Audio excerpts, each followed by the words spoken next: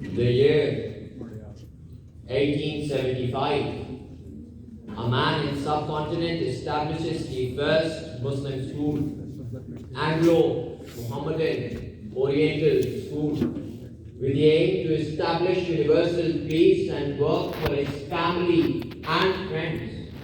The year 1877, subcontinent gets its first Muslim college.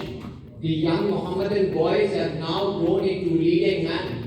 And the year 1878, the Mohammedan boys graduate. The year 1885, Indian National Congress writes.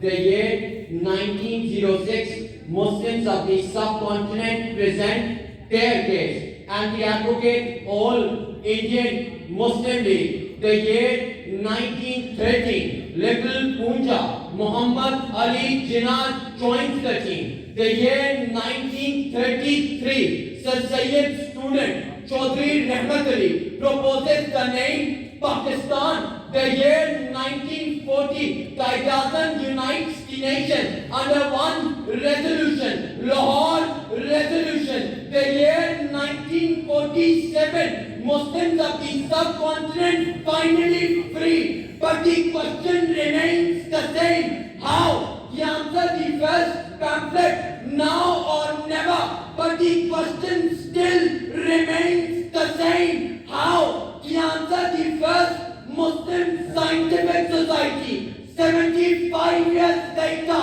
the year 2021, and the question still remains the same. How? So for those who forgot the meaning of foundation of every state is the education of its youth, the answer remains the same.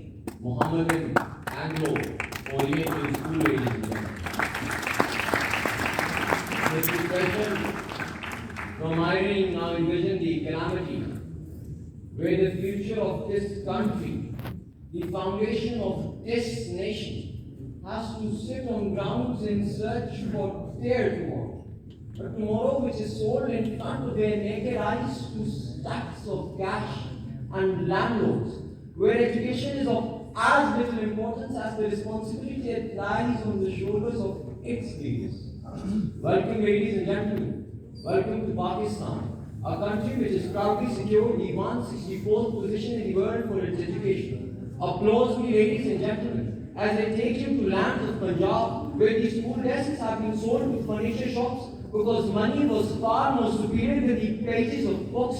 Applause me, ladies and gentlemen, as I take you to visit the fields of sin, where the primary school has sold its students to child labor, and my Pakistan has proudly secured the 3rd position in the world for child labor. Applause me, ladies and gentlemen, as I take you to my capital, which produces millions of graduates, yet we still face the largest employment issue. Applause me, ladies and gentlemen, as I narrate you the cases of leaders of Iqbal, the custodians of Walid Jibreel, Bange Dira, Mustafa Maulana Rumi, and those books of Jalaluddin Akbar have cut terrorists to read, write, run it, me before you, and the thousand splendid suns where the libraries have worn the cloaks of darkness, and their death is now celebrated by the silence in their corridors.